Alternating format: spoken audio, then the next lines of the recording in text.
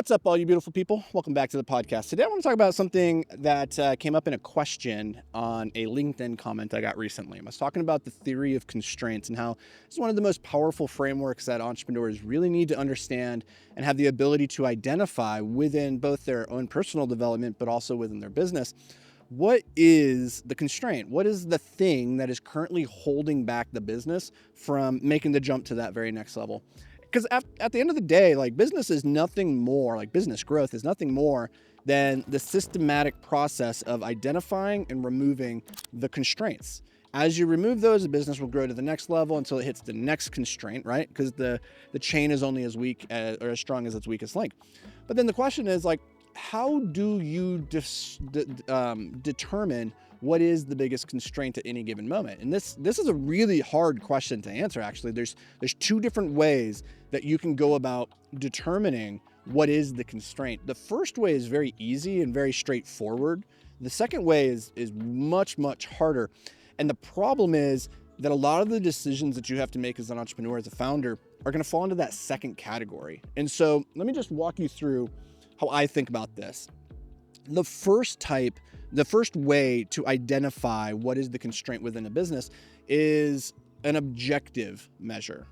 It is when you create the data and you track the numbers and you have quantitative data to look at and then make an informed decision based off of this. For instance, you can determine relatively easily within your marketing, within your sales department, what the constraint is if you're measuring everything. It could be, well, how many leads are we getting each day? How many of those leads are actually scheduling a call? How many of those people who scheduled the call are showing up for the call? How many people that showed up for the call then actually went on to purchase, right? How many of those people?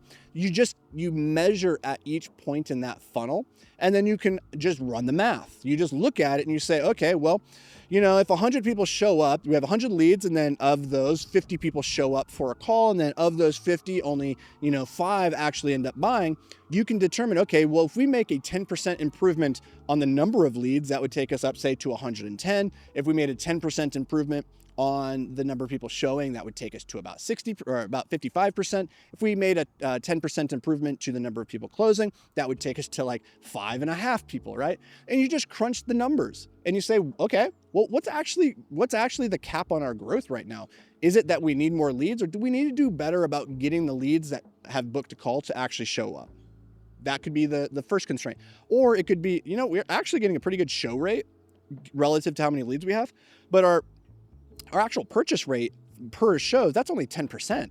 Like, that's terrible, right? If we have 50 people showing up and only 5 people are buying, that's a 10% purchase rate. And so what if we could get that conversion to 20 or 30%? Now we have 10 people buying or 15 people buying.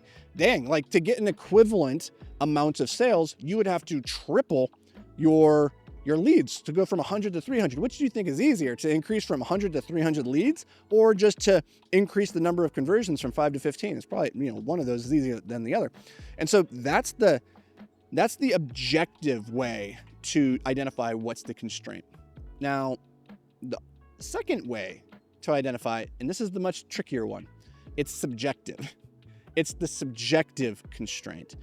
Because the truth is that some of the most important, most valuable metrics can't actually be measured on a spreadsheet, like return on karma, return on time, return on impact, return on life. Those things, you can't really measure them. And so the very first thing you want to do is, whenever possible, measure the measurables, create the data, create the tracking so that you can make decisions objectively as much as possible, but realize that a lot of the decisions you have to make are going to be subjective. That's, okay, is this person the right person for this role? Are they the constraint? And you could take their numbers and you can measure it against everybody else's and put an objective qualifier on that.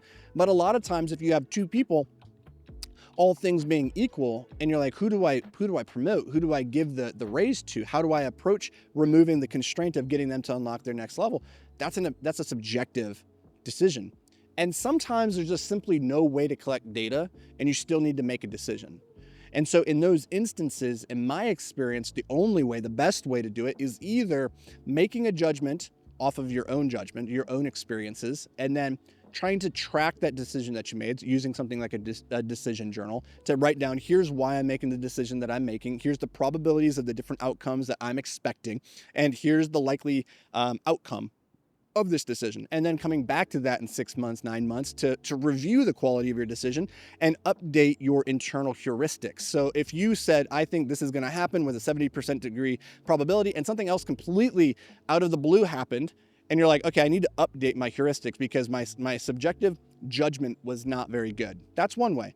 Another way, though, is to get the benefit of somebody else's judgment, somebody else's wisdom, somebody else's experience, because there's nothing new under the sun. All the problems that you're wrestling with inside your business, somebody else has probably already wrestled with it and already solved it at some point. They've seen the patterns. And so having a coach, having a mentor, having a peer group that can look at your machine, look at what you're dealing with and say, yeah, I pattern recognize this. I've been here before. Here's what happened. Here's what I tried. Here's what happened.